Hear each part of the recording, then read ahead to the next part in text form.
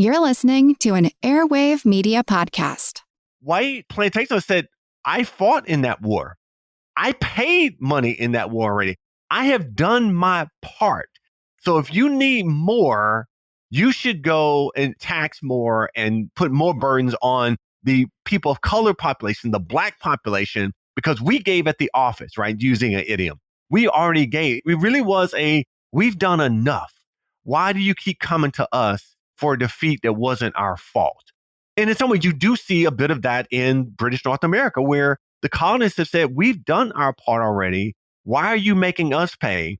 And in Saint Domingue, you had a population who could be burdened upon to say, you should go burden them and not us. And that was the huge part of what was taking place in the post-treaty years in Saint Domingue, that white inhabitants were placing the burden for what happened, or at least the recompense for what happened, on the Black population.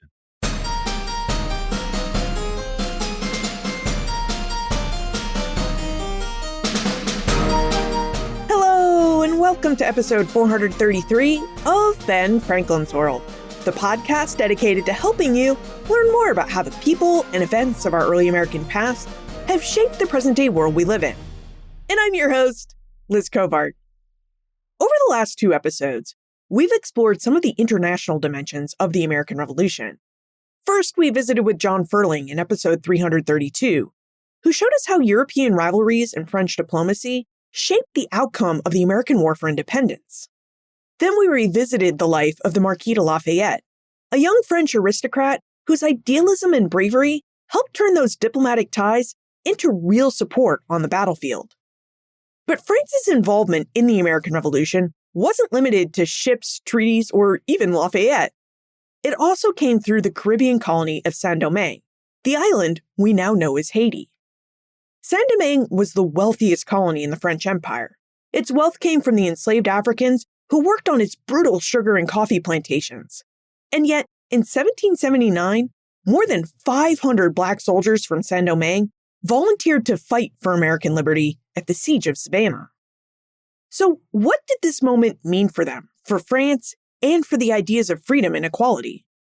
Ronald Angelo Johnson, the Ralph and Bessie May Lynn Chair of History at Baylor University, joins us to answer these questions with details from his book, Entangled Alliances, Racialized Freedom and Atlantic Diplomacy During the American Revolution. Now, during our exploration, Ron reveals why the American and Haitian revolutions should be studied together, side by side, how French imperial policy reshaped Saint Domingue's racial and social structures after 1763, and what the arrival of Black soldiers in revolutionary Georgia tells us about liberty, diplomacy, and revolution in the Atlantic world. But first, are you ready to take your love of history to the next level? Join me and a vibrant community of fellow history lovers inside the History Explorers Club, a historian-led online membership for curious adults who want to explore early America with more confidence, context, and community.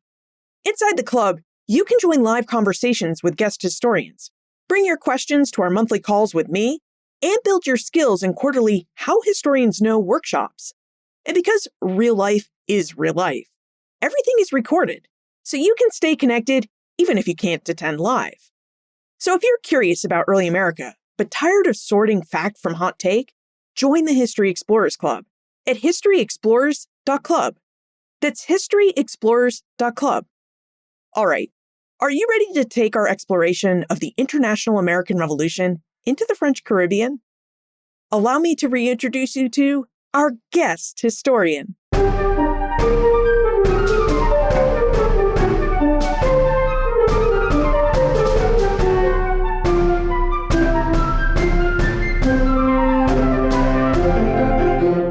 Our guest is the Ralph and Bessie May Lynn Chair of History at Baylor University and the co-editor of the Journal of the Early American Republic. His research expertise is in early American history, diplomatic history, the African diaspora, and Haiti. He's written 2 books, Diplomacy in Black and White, John Adams' Toussaint Louverture and their Atlantic World Alliance, which you may recall from episode 52, and, most recently, Entangled Alliances, Racialized Freedom and Atlantic Diplomacy During the American Revolution. Welcome back to Ben Franklin's World, Ronald Angelo Johnson. Oh, Liz, it is so good to be back. Thank you so much for the invitation. This is one of my favorite things to do, is talking with you about history. Well, Ron, I don't know if you remember the conversation that we had in episode 361, and that was where you were part of a panel of historians, and we discussed what we'd hope we see for commemorations, celebrations, and remembrances in 2026. And during that conversation, you mentioned that you were working on your book, Entangled Alliances, and that it was going to put the Haitian Revolution and the American Revolution side by side so that we could see these two revolutions together. Now, that's exactly what we're here to do, is to discuss how these events took place, in some ways, simultaneously with each other. I know, and that was just such a delightful panel talking about what it meant for the 4th of July in this moment. And I think it's still relevant, so I hope your listeners go back and take a listen to it. But yeah, the book we talked about, it actually has a cover, and you can actually hold it, and you can actually buy it. It actually became a real book. And it's a good book. And what I found most interesting about it, what I found most interesting about Entangled Alliances, is it does as you say it's going to do. You place the Haitian Revolution alongside the American Revolution. And this feels pretty novel when most scholars who compare these revolutions still talk about how the American Revolution came first and inspired the Age of Revolutions, of which the Haitian Revolution played a major role in. So I do wonder if we could start by having you tell us how you came to your idea that these revolutions, the Haitian Revolution and the American Revolution, happened fairly concurrently with each other and therefore deserve to be discussed alongside one another.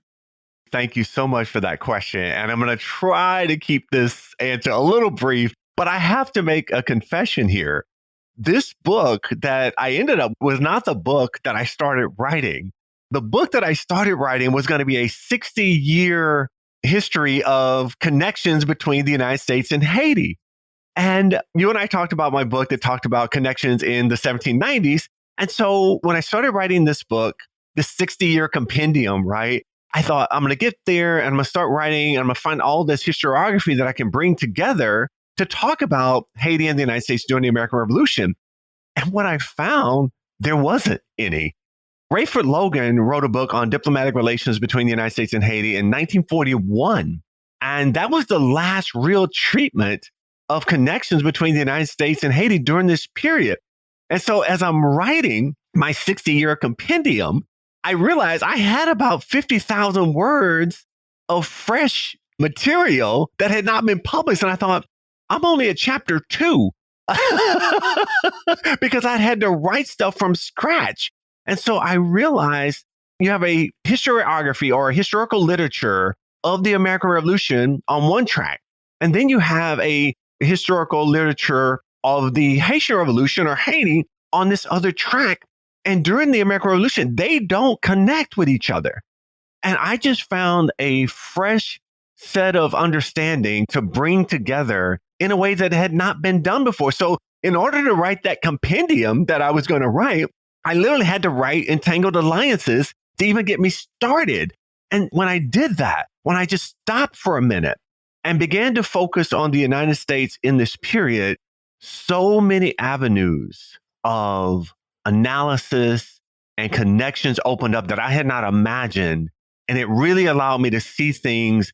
We all learn about the American Revolution, but I really began to see the American Revolution in a much different way by looking at it from this transnational approach. Well, let's dig into the ways that these two literatures, these two tracks for the American Revolution and the Haitian Revolution should really be on the same historical track. So would you set the scene for us, Ron? It seems key that we understand the Treaty of Paris 1763 because that treaty not only ended the 7 Years' War, but it also brought consequences that served as catalysts for these two revolutions. So what agreements were made in the Treaty of Paris 1763, and how did these European-made agreements impact the British North American colonies and the French Caribbean colony of Saint Domingue? Liz, that was one of the fascinating parts of slowing myself down and looking at the American Revolution through a different lens. Because in the book, what I do is I take the reader from 1763 to 1783. I use a 20-year period here. And by doing that, it allowed me to really slow down and focus on this treaty of 1763 that really doesn't get a lot of historical discussion. We talk about the 7 Years' War, and that is an incredible period. But in the book, the treaty is really important to setting the stage for what's going to happen over the next 20 years. What's going to happen to bring about an American Revolution? What's going to happen to bring about revolts throughout Saint Domingue during this same time period? And that treaty was celebrated in both Britain and France in ways that we've just not captured. I mean, for instance, and I'm going to try to find it here in the book for just a second, because I opened the introduction to the book with a play that was written by a French playwright, Favart in English, and it's called The Englishman in Bordeaux. And it was to commemorate the Treaty of 1763 and what this play did. And it was first performed in the Palais Royal in Paris. It's going to be performed in London. It's going to be performed in Ireland. It becomes a success because it is about a romance between two fighting families. And you get the sense of a Shakespeare Romeo and Juliet when you read through the play. But what Favart is trying to do is show Britain and France, who had been warring and fighting against each other across the 18th century. He understood the Treaty of 1763 as a way to bring these two countries together. And so the people of France and the people of Britain really went into the next decade thinking that this peace was going to hold. And I just want to follow up with that play. That play became so important that at the Treaty of 1783, that ended the U.S. war for independence, including France and Britain, that same play is going to be played in the Playhouse in Saint Domingue in Cape Francais. So like this treaty that really divided, that really brought that war to an end, had incredible consequences in the Atlantic world over the next 20 years. It's really fascinating to me that the treaty was celebrated and maybe even viewed by everyday Europeans as a treaty that would end all future wars. Because if you look at it from the diplomats' point of view, the diplomats who negotiated the Treaty of 1763, it really seemed like they saw it as a stopgap or a pause in Atlantic imperial fighting, and that they didn't view the Treaty of Paris of 1763 as a peace that would end all wars. That is a really great characterization of that, because one of the things the treaty did for British leaders, it emboldened them, because Britain was the clear victor from the 7 Years' War, and the treaty made that very clear. The massive land gains and territories in North America, in the Caribbean, in South Asia that Britain is going to get from this treaty really left the British leaders much more confident than they had been prior to the Treaty of 1763. And one way to look at it is what begins to happen in North America. One, the British leaders draw out the proclamation line of 1763, right? Where they really began to tell American colonists how far west they could migrate. And I mean, there are reasons for that, but they had not done that before. And those same reasons for doing it existed before the Treaty of 1763. It is that now the British government really felt emboldened by that new victory. And many of the taxes and things that I'm sure we're going to talk about later are going to come out of this new emboldened British imperial rule that came out of 1763. And there were critics. There were critics in Britain that felt the treaty did not go far enough. They felt like the British negotiators in Paris let the French off too easy. And for the next 10 years, they're going to criticize that treaty because they wanted Britain to get even more than what it did. Now, on the French side, the Treaty of 1763 was a mark of humiliation. It was a mark of defeat, and it was a mark of the weakening of the French Empire. And it left, in terms of the French leadership, the French crown, the French court, it sold an environment and atmosphere of fear of what the British could do to them if they did not change the way the French Empire was operating. So on one hand, the Treaty of 1763 left the British with a feeling of conquerors, of conquest, and on the French side of humiliation and defeat. It also left both nations with a lot of war debt. And I do think we should talk about this debt, because I think we're familiar in the American case that there was the Sugar Act of 1764 and the Stamp Act of 1765. And then, of course, the Townshend duties of 1767 and 1768. And these were all measures passed, not just as measures of trade, but as taxes to help pay for the 10,000 troops that Great Britain stationed along its newly expanded North American boundaries. And the British American colonists felt that this was taxation without representation, and they protested these measures, the protests of which we're very familiar with. But as we think about this expanded revolutionary moment, Ron, what happened in Saint Domingue? We don't typically think of other Atlantic colonies being impacted by this taxation in the post-war period that we're talking about as impacting other colonies. Yes, that really was a part of the book that I really enjoyed writing because, as you just mentioned, I had to learn a lot about how the French were responding to the defeat. It was almost a mirror image of what was happening in North America because, as you just stated, in addition to the loss, the British had to spend a lot more money on defense of a lot more territory. So yes, they got a lot of territory from the Treaty of 1763, but that came at a great deal of cost to protect that extra territory. On the French side, because they lost so much territory, they felt it necessary to defend what little territory remained in the French Empire, particularly in the French Caribbean, because going back to that idea of fear, they were really afraid that if the British got the east part of Louisiana, Spain got the west part of Louisiana, the British got Quebec. So if the British could take that much land, how much easier could they take these small islands across the Caribbean? And so what happened in France, you don't get those massive taxations that we get in British North America. What you get is a demand to produce more crops that can be taxed. That is where Saint Domingue really becomes, by the 1780s, the pearl of the Antilles. It is because it is in the 1760s that you're going to see a massive increase in sugar and coffee production on the island to make up for the lost revenue in Quebec and Louisiana. And to fuel that type of production, that, okay, when you have more production, the crown taxes more and they get more. So there was an increase in production. The taxes were already there, but now they can get more because they're producing more than they had been forced to do before. But in order to do that, in order to have that kind of production, there was a massive increase in the importation of enslaved people from Africa to fuel the production on those coffee and sugar plantations.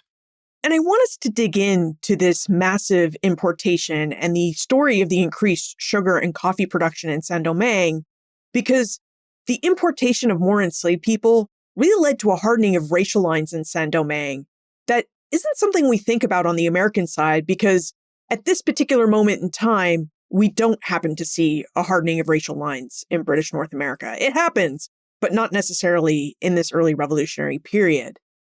Now, as Ron was saying, one of the ways that the Treaty of Paris impacted Saint Domingue was to increase the need to import more enslaved people to meet this increased demand for coffee and sugar. And this increased demand, this increased importation of enslaved people, contributed to a real hardening of racial lines that simply didn't exist in Saint Domingue before the Treaty of 1763. So, Ron, would you tell us more about Saint Domingue society and how it was structured between 1763 and 1774? And also tell us about the change that was witnessed. What was society like before 1763? And what were the changes that Haitian society saw in its race relations? Yes, and I'm going to back up just a couple of years right before 1763, because slavery had existed in Saint Domingue going back to when the French took it over with the Treaty of Ryswick in 1697. So all across the 18th century, you had slavery in Saint Domingue. So that wasn't new. One of the things you had before the Treaty of 1763 is you had this very loose manumission policy. Slaveholders, plantation owners could manumit enslaved people really at will with just a signature on a document. And sometimes it wasn't even that. It was simply word of mouth. Because we're talking about a small colony where people were really familiar with each other. And one of the things you have there, I won't say at higher rates than you have in British North America, but in a more accepted rate, is interracial relationships. Whether they were sexual relationships, whether they were coerced relationships, or whether they were marital relationships. You have that in French Saint Domingue, and it was a common part of Saint Domingue society. And so what you have is you have these three layers of populations. You have free white plantation owners, you have the enslaved Africans, which were the largest part of the population. But in the middle, because of interracial relationships, you have what's called gens de couleur, or people of color. And in many times, they would have been born free because they would have had a white French father and an African mother. And they are a vital part of French society. But what you see after 1763, you see this hardening of racial lines, and it comes in response to that military fear. What France does after 1763 that is incredibly particular is that they shift and they reorganize the militia in Saint Domingue. For instance, in the 7 Years' War, you had Black officers that had power over a white French corporal. You had men of color who were officers in the French army. And so there are these hierarchies that in British North America, you would not have seen. You saw that in French Saint Domingue, but then after that reorganization happens, it becomes racialized, where Black and free people of color are now stripped of their officer commissions and are forced to serve under white authority. This is a huge shift in the racial dynamics. You have a tightening on slave owners being able to free their enslaved people. That's a huge shift. And then you have the increase in slavery at the same time. And so you have all of these different dynamics that are happening because of the Treaty of 1763. And I have to throw in one more thing that changes the dynamic between 1763 and 1775 that was, I think, overlooked. But I really go into detail in the book here. It is poor white French migration from France to Saint Domingue. It is common knowledge that after wars, after these major wars, and we see it in British North America, there are generally economic depressions in the aftermath. And so you have what Saint Domingue experiences is an influx of poor white men seeking employment in Saint Domingue, and they confront for the first time in their lives rich, affluent men of color who have as much money as any white Frenchman on the island. And they are very indignant toward that population. And so between 1763 and 1775, you see an increasing racist and racialized policies to where men of color and Black men could have been French officers in French uniforms.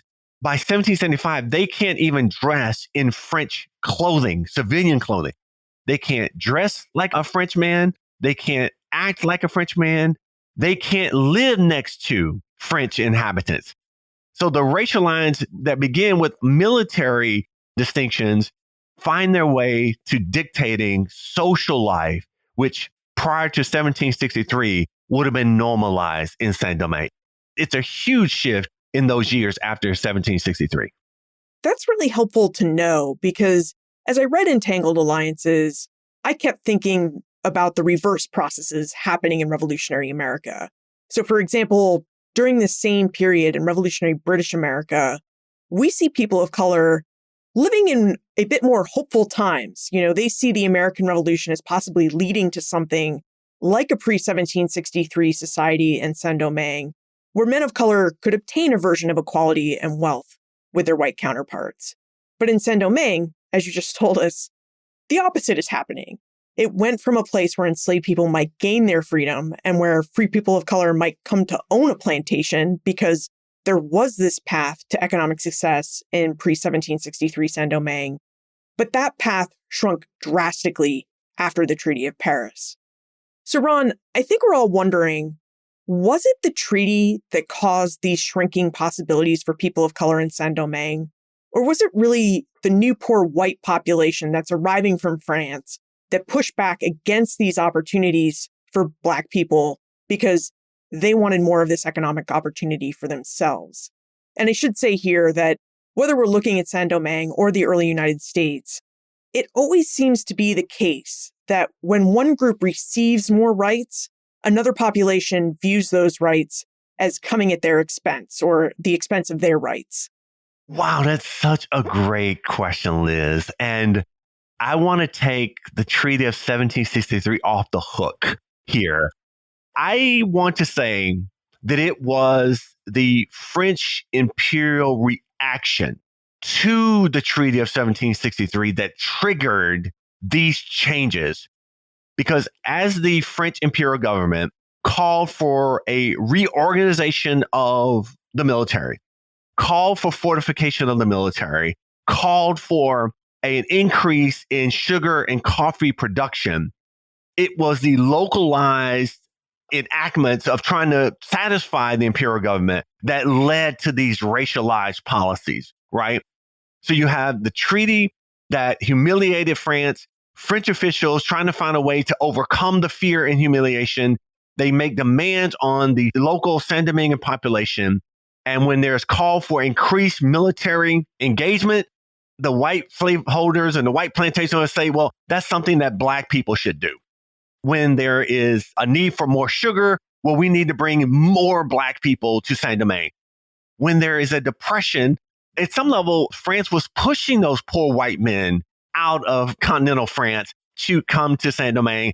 So you have this milieu, and I don't mean just racialized misunderstandings that did not exist there, but all of it, as I understand it, and I'd love to know what your listeners, when they read that part of the book, I'd love to know their reactions to it. But my understanding is all this is happening in response to what the French metropole is doing and forcing to happen in Saint Domingue. And maybe this is a bit of an oversimplification, but as you described what happened, it seemed to me that the white people of France thought that Black people should be the ones who should pay for their national humiliation. That somehow by making free people of color serve in the militia and pay more taxes, white French colonials at least could feel better about the big loss that France suffered during the 7 Years' War, because it placed a lot of the tangible consequences of this defeat on the backs and shoulders of the Black people of Saint Domingue. One of the things that you see after the treaty that you don't really see, it was this is Black man's work, or this is something Black people should do. When I'm using the term Black people, I'm talking about Black plantation owners who some of them themselves were slaveholders, right? But you really see when the French court as a whole was forcing these military enhancements, white plantation owners, they rebuffed that. Like, this is not my responsibility. This was a response. And thank you for bringing that up because they're in the book. White plantation owners said, I fought in that war. I paid money in that war already. I have done my part. So if you need more, you should go and tax more and put more burdens on the people of color population, the Black population, because we gave at the office, right? Using an idiom. We already gave. It really was we've done enough. Why do you keep coming to us for a defeat that wasn't our fault? And in some ways, you do see a bit of that in British North America, where the colonists have said, we've done our part already. Why are you making us pay? And in Saint Domingue, you had a population who could be burdened upon to say, you should go burden them and not us. And that was the huge part of what was taking place in the post-treaty years in Saint Domingue, that white inhabitants were placing the burden for what happened, or at least the recompense for what happened, on the Black population. Now, when we spoke about your first book, Diplomacy in Black and White, like 350 episodes ago in episode 52, I believe we talked about how in the aftermath of the Haitian Revolution, the young United States did not want to deal with Haiti, that President John Adams was willing to negotiate and treat with Toussaint Louverture and other Haitian leaders, but President Thomas Jefferson was not. Jefferson really felt strongly that he did not want to reward Black people for overthrowing their slave regime, given how prominent slavery was in his life and the lives of many Americans. And this is one of the reasons that scholars have argued that we don't learn about or discuss the Haitian Revolution very much today in U.S. classrooms.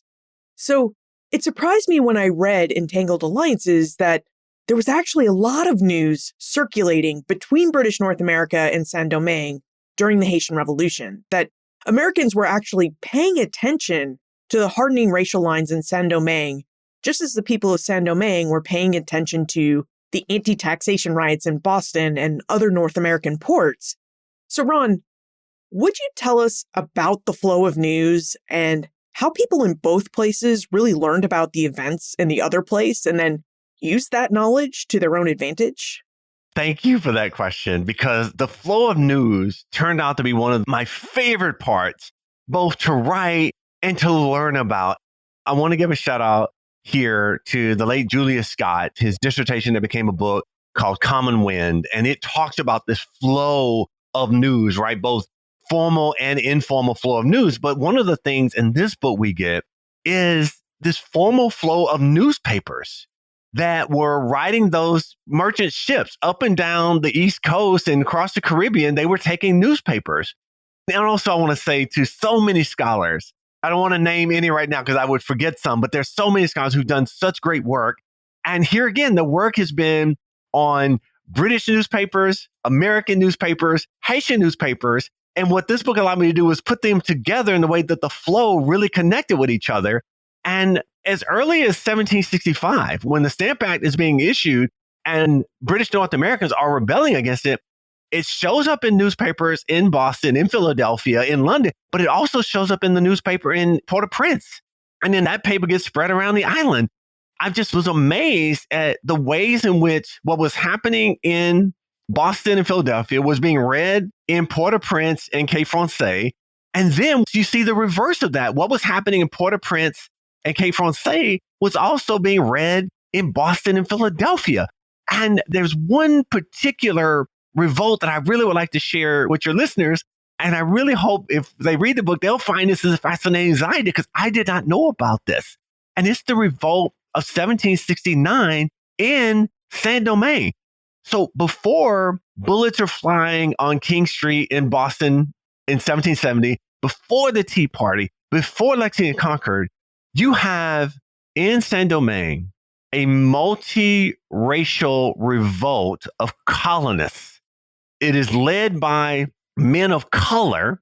Their subordinates are white men. And these colonists in Saint Domingue are going to rebel against the French army in very similar fashion that the King Street riot is going to happen, in very similar fashion to Lexington and Concord. I'm not trying to say one-to-one, but I do want our listeners to understand is that colonists in North America read about the violent colonial revolt against an imperial army 6 years before Lexington and Concord. And we also find that during that intervening period between 1769 and 1775, you see an uptick in the amount of news that is flowing back and forth between these two colonies, because there is shared interest in what is happening, because they're experiencing similar tyrannical, monarchical impulses in both colonies. And it's going to continue throughout.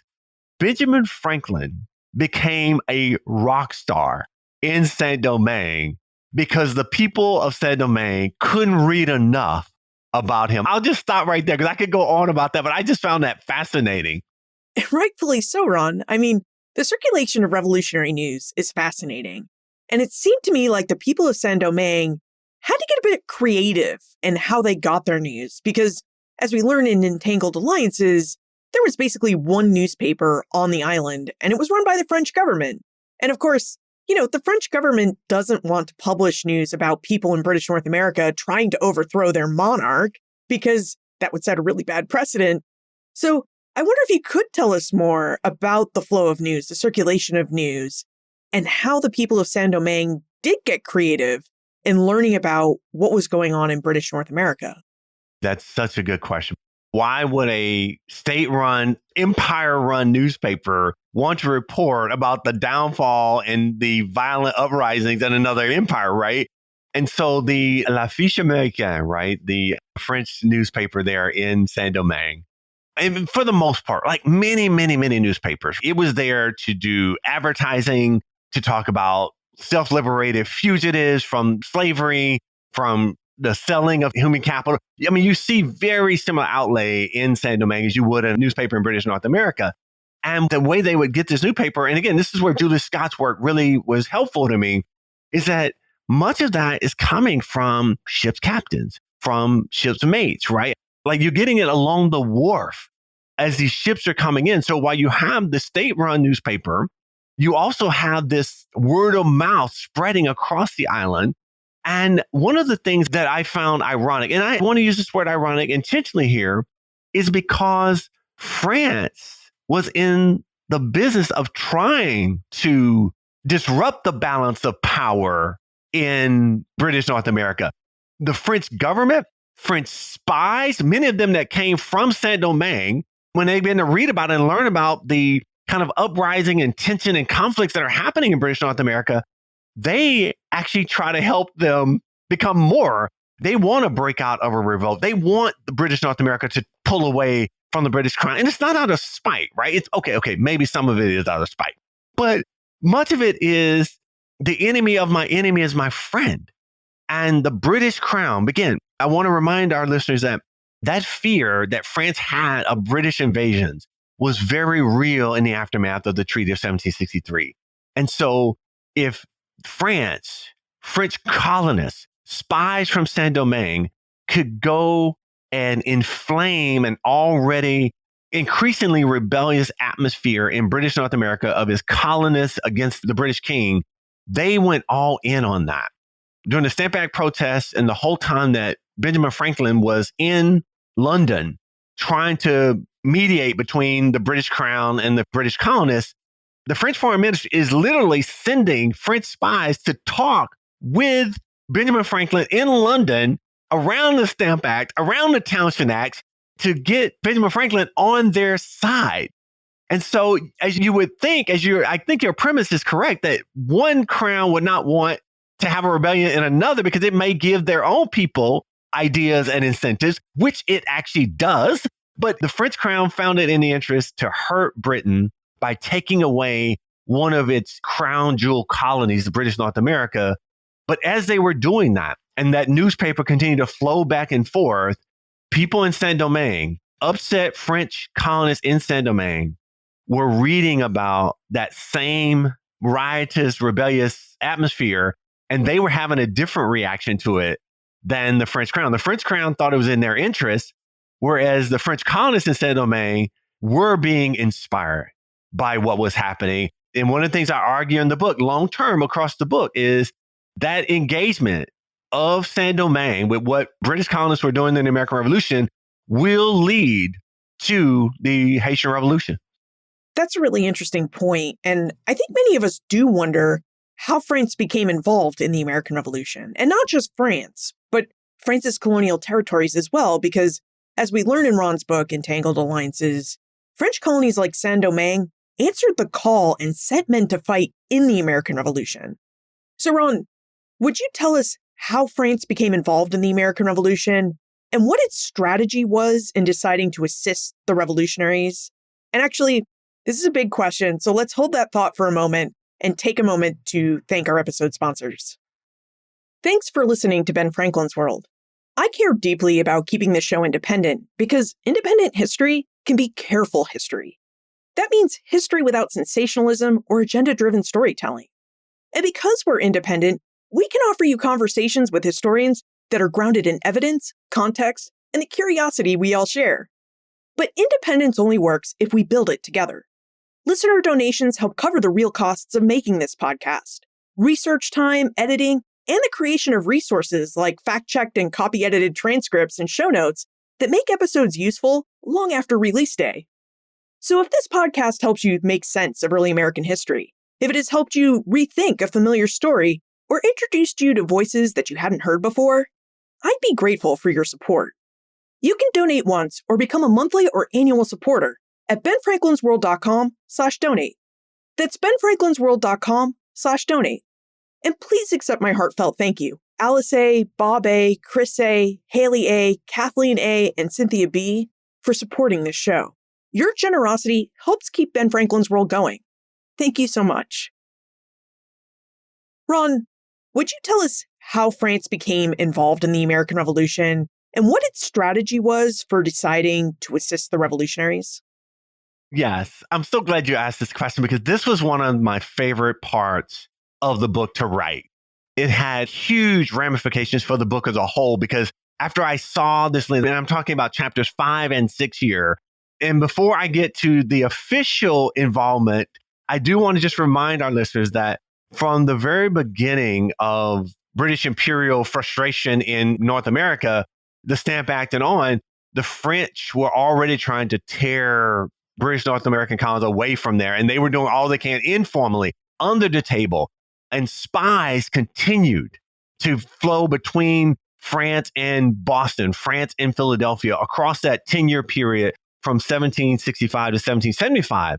But once the war kicks off, right? Once war is declared, okay, obviously the war is going to begin. We normally date it to Lexington and Concord with military activities.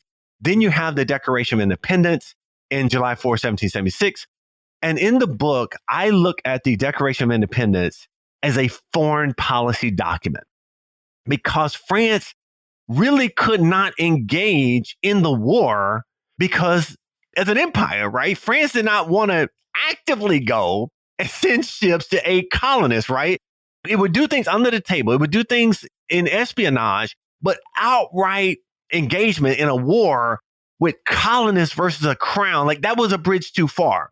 And the Americans understood that. John Adams in particular understood that the United States, as of July 4, 1776, the United States could not win the war against Britain without France. They understood that. And so he began to talk about foreign policy, and he helped write and crafted the Declaration of Independence with a clause. It's the penultimate sentence in the Declaration of Independence, and I'm going to paraphrase it, but it talks about the way in which now with the Declaration, they can make alliances and they can act as other sovereign states act. And again, we don't really talk about that. We talk about inalienable rights endowed by the Creator, which is all really great language and very important. But my book really focused on that penultimate sentence because without that declaration, France could not have come to our aid. But with that declaration, it allowed us to send Benjamin Franklin and two others that I talk about in the book. But I want to focus on Benjamin Franklin because I just think he's so crucial to the story. We send Benjamin Franklin with a model treaty to France. And we send him over there because he's well known. And Benjamin Franklin's time in France is covered extensively in the Saint Domingue newspaper. They follow him incredibly. We learn a lot about what the French thought through the French eyes by what they were writing about him in French in Saint Domingue. He goes there initially to say that we want your help in breaking away from Britain in exchange for our commerce. We'll trade with you if you help us. And that just was not enough for the French, right? Because the French knew, as you said earlier in this episode, you talked about the ways in which French leaders saw the Treaty of 1763 as kind of a stopgap measure to the impending war that was going to come again. And France was looking at it that way. And so they refused to recognize the United States and join in the U.S. War of Independence without a pledge by the United States that the United States would in turn help France when, not if, but when it was going to be in its next war with Britain. And they did that.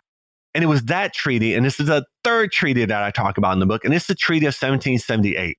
And this is the treaty that Benjamin Franklin signed with France that committed France to the war. And to France's credit, when they came into the war, they had already been giving money, right? They had been giving money to the United States since 1775, 1776, but it's another to commit troops.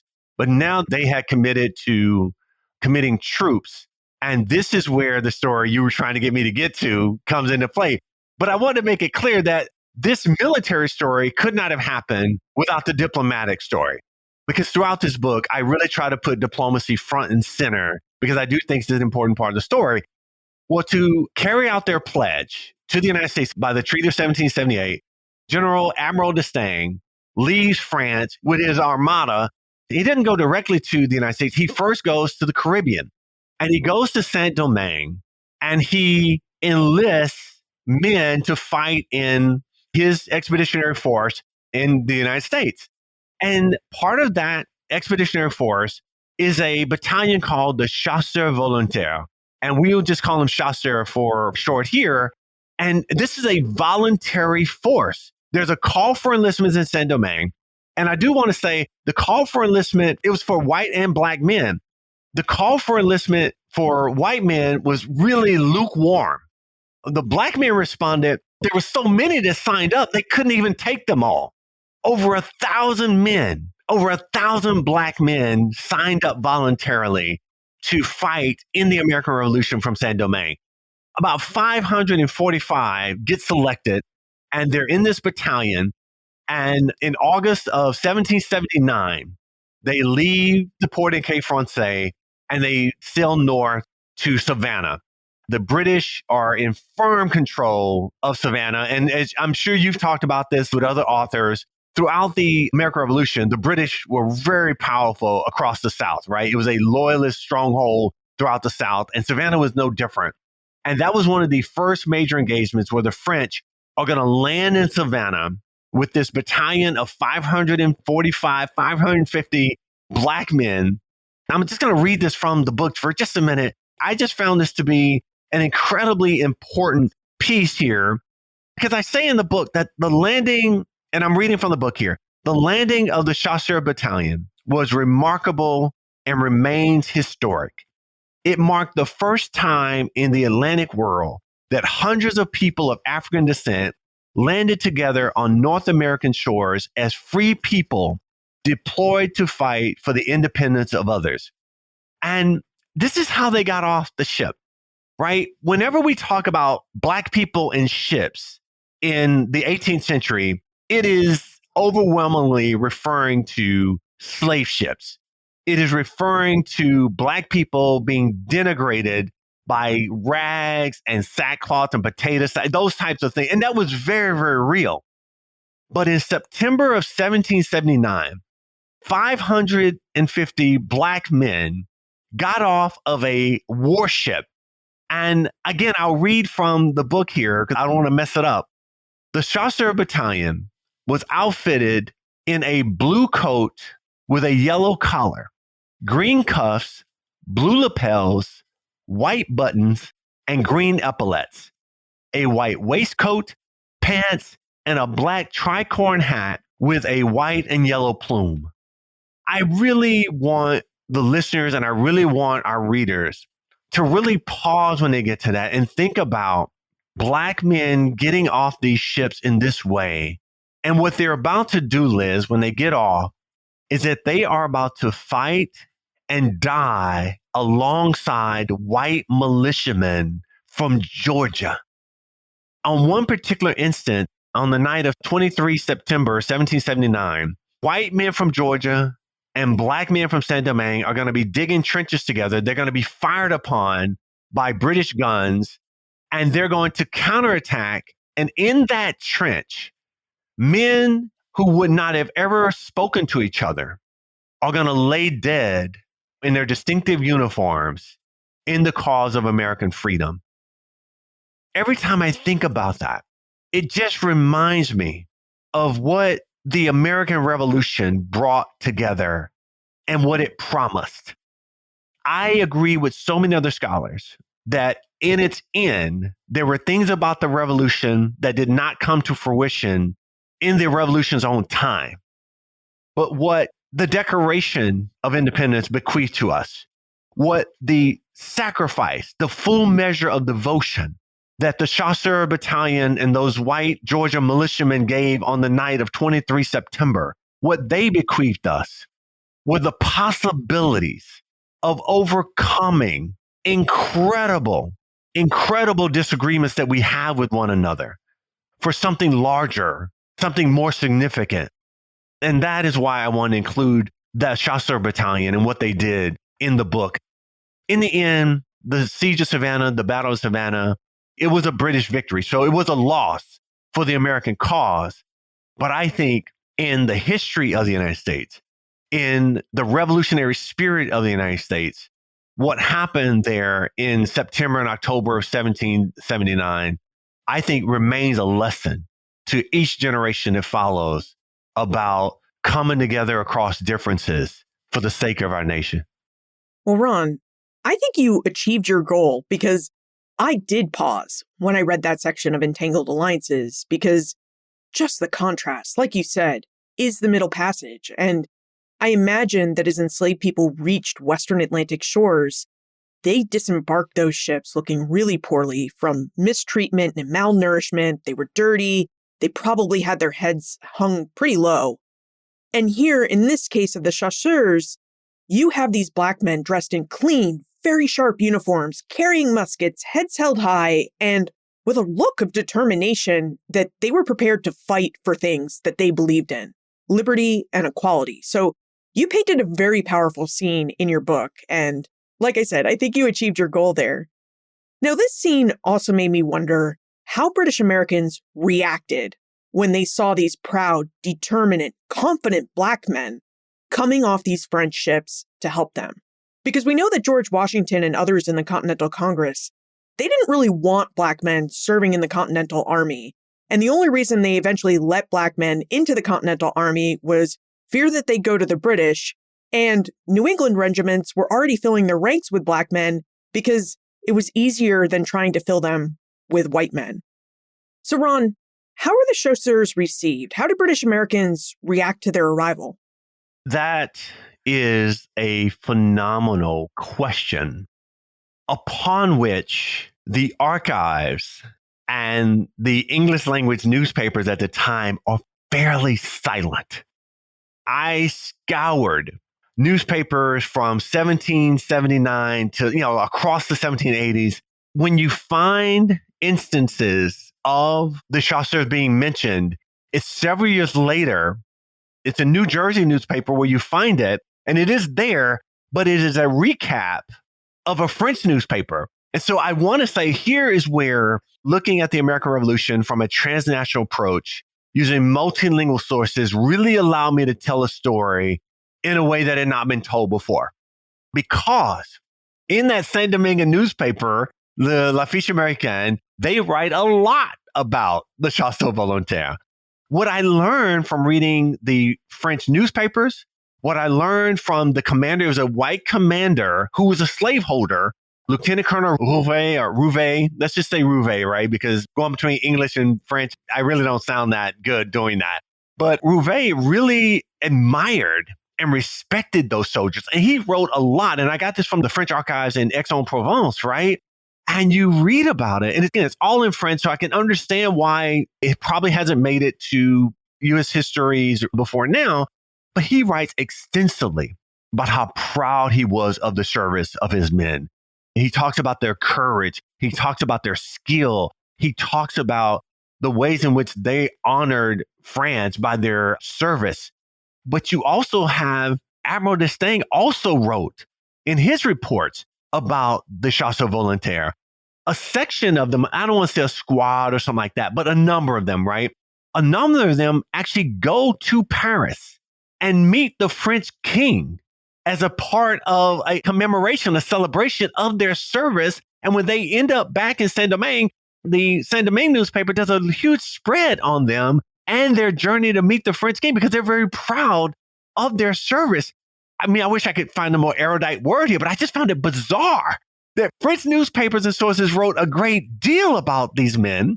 And when you read the English newspapers, when you read the English military reports, they are classified as just a number of, and for lack of a better word, because it's a word they used at the time, a number of Negroes, right? They were just numbers.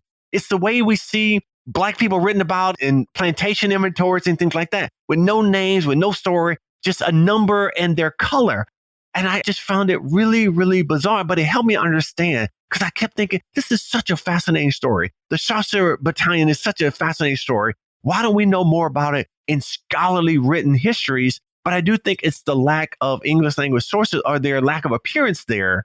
And again, I'm so glad to have had access to the French language sources so that I could bring this story to the eyes of our English readers, because it is a fascinating story. And we talk a lot about archives when we're doing work like this. They were there, and I just happen to have a skill set that allowed me to bring forward. But I lean, as you'll see, those who examine my footnotes, I lean on a lot of scholarship to build this story. So I don't want in any way take away from the scholars that came before me, because I owe them a great deal. Methodologies and things have allowed me to do things that they were not capable of. But it really is a fascinating story. And I would be just really curious to know what your listeners, if they pick it up, feel free to let me know if you find it as fascinating as I did.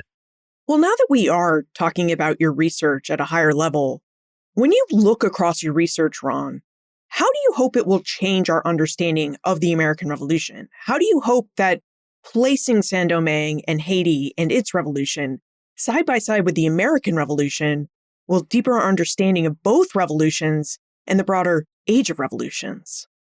Thank you for that question. And I really thought a lot about it as I was writing the book. And I don't know that I ever wrote a sentence about it in the book, but I think there seems to be the perception right now that the American Revolution was kind of the ignition point, the igniting point for the Atlantic revolutions. And I understand that. And in some ways, my epilogue does kind of affirm that a bit. But the story that is told within Entangled Alliances, I hope that we can see that revolutions, and almost every revolution, is not a nationalistic story. What was happening in the United States was being informed by and being influenced by things that are happening outside the United States. It is a back and forth of influences between the United States and Saint Domingue that was fueling the American Revolution. And then, as we talked about in that earlier episode, the Haitian Revolution was being influenced by what was happening in the United States. And colleagues who do work on Latin American revolutions would probably come on the show and say very similar things. And so I would like for people coming out of Entangled Alliances to see the American Revolution as, yes, an incredible moment, an exciting and distinctive moment in 18th century Atlantic world history, but is one that is connected at every level to the rest of the Atlantic world, trying to pull out the American Revolution from what was happening all around it. I think in some level does a sort of injustice to just how aware the founders of the United States were to what was going on.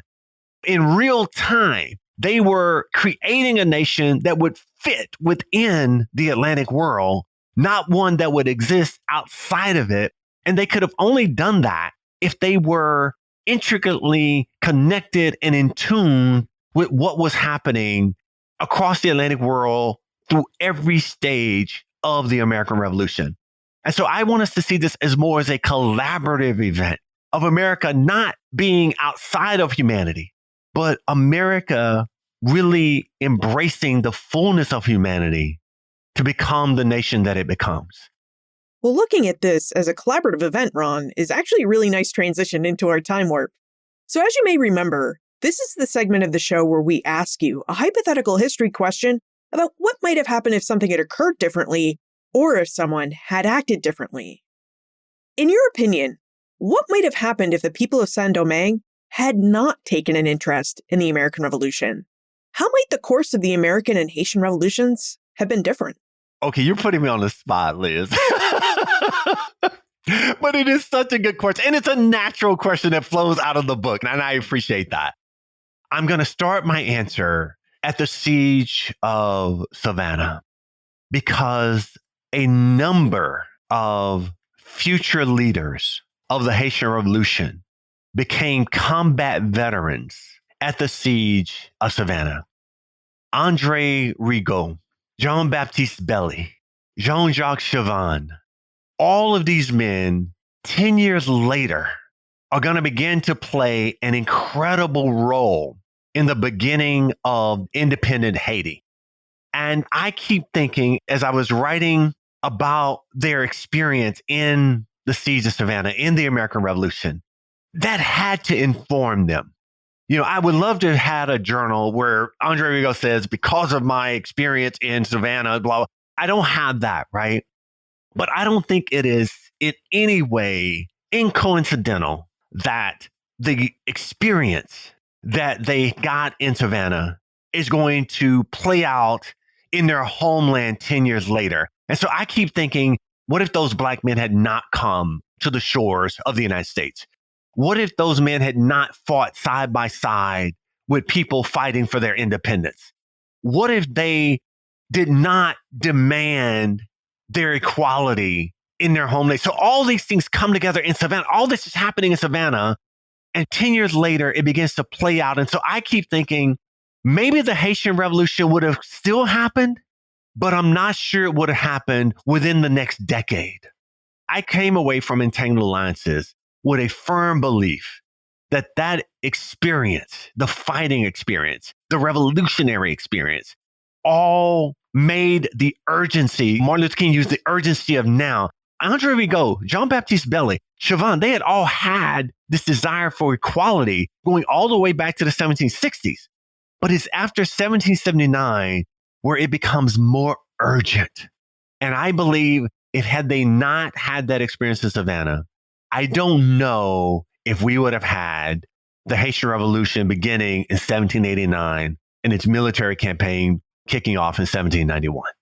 Not to mention, thinking more locally about the Siege of Savannah, if the chasseurs hadn't been there to assist the revolutionaries, that defeat could have been far worse than it actually was. I completely agree with that. Like, it would not have made it into a win, but that defeat would have been even more demoralizing. So, Ron, when we started our conversation, you mentioned that you're working on the 60-year compendium, a history of the diplomatic relations between the United States and Haiti, but that you found you really had to write this book, Entangled Alliances, first, so that you would have a way to prepare your readers for this larger history. Is this compendium, this larger history between Haiti and the United States, is that what you're working on now? Or did finishing Entangled Alliances or writing Entangled Alliances shift your focus? Again, thank you so much for asking that question and allowing me to share. So what I've decided to do, and then this is as a result of Entangled Alliances, is maybe I won't write a 60-year compendium, but maybe I'll break it up into chunks. Because I did 1763 to 1783. The book that I'm working on now is currently titled We Are All Equal, and it's under contract with Princeton University Press. And what it does, it takes us from 1783 to 1805. And in that book, what I'm looking at is not comparison, but the connections between the U.S. Constitution and the first independent Haitian Constitution. And what I hope my readers will see when that book comes out and they engage it is that those connections that you and I've just spent this episode talking about, they only grow and become more engaged as both nations understand the need for a constitution and how important it is to go from being revolutionaries to governing officials, which is going to happen in both the United States and Haiti. And in this book, what I'm trying to bring about is that transition from revolutionary to government leader, it is not an easy transition. And both nations struggle with how to take that revolutionary zeal that created the nation and somehow direct it in a way that impassions the citizens, but also limits them on how far they can push a government that is learning how to be a government. And I've just found in my preliminary research and preliminary chapters of the book, I found there's much more connection between the early United States and early Haiti than what we have talked about before as historians. You've mentioned several times now that you would love for us to read Entangled Alliances and reach out with our questions. How can we do that? Yeah, so my Baylor website is a great place to just email me. If you just type in Ronald Angelo Johnson at Google, so far I'm the only one on there. And when I do it, the first thing that comes up is my Baylor website. Feel free to reach out to me. The book is now available. And I do hope that people will read the book. I hope they will reach out to me. One of the best parts of writing a book is when someone you've never met before reads it and wants to discuss something about it, whether they agree or disagree with it. That's the best part, when someone values my work enough to reach out to me about it. And I hope people will do that. Ronald Angelo Johnson, thank you so much for joining us again and for taking us through this really fascinating story that allows us to see the American Revolution as happening concurrently with the early days of the Haitian Revolution.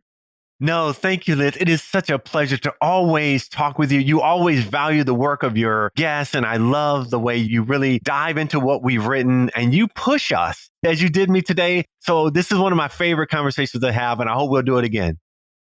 Placing the American and Haitian revolutions side by side reminds us that revolutions are rarely confined by national borders. As Ron showed us, ideas about freedom, citizenship, and power circulated around the Atlantic world, and what happened in Saint Domingue shaped and was shaped by events in revolutionary North America. As as we discovered, the Treaty of Paris 1763 did more than just end a war. It restructured empires, deepened racial hierarchies in Saint Domingue, and fueled tensions that led to revolutions in British North America, France, Saint Domingue, and across Latin America. All of these revolutions informed each other. And as we just heard, the American Revolution inspired men of color in the French Caribbean to fight for liberty, not just abroad in British North America, but also at home. We also uncovered how diplomacy and information networks tied revolutionaries together across language and imperial lines. The American Revolution didn't just inspire other revolutions, which is a story we hear often. The American Revolution and the new United States were also shaped by other revolutions. Look for more information about Ron, his book Entangled Alliances, plus notes, links, and a transcript for everything we talked about today on the show notes page. benfranklinsworld.com/433. You love this podcast, so why not share it with your friends? After all, friends tell friends about their favorite podcasts. Production assistance for this podcast comes from Joseph Edelman, Karen Wolf, and Morgan McCullough. Breakmaster Cylinder composed our custom theme music. This podcast is part of the Airwave Media Podcast Network. To discover and listen to their other podcasts, visit airwavemedia.com. Finally, how does thinking about the American Revolution alongside the Haitian Revolution change the way you think about these revolutions? Does thinking this way change the way that you understand freedom, revolution, or the founding of the United States? I'd love to know, so tell me. Liz at benfranklinsworld.com.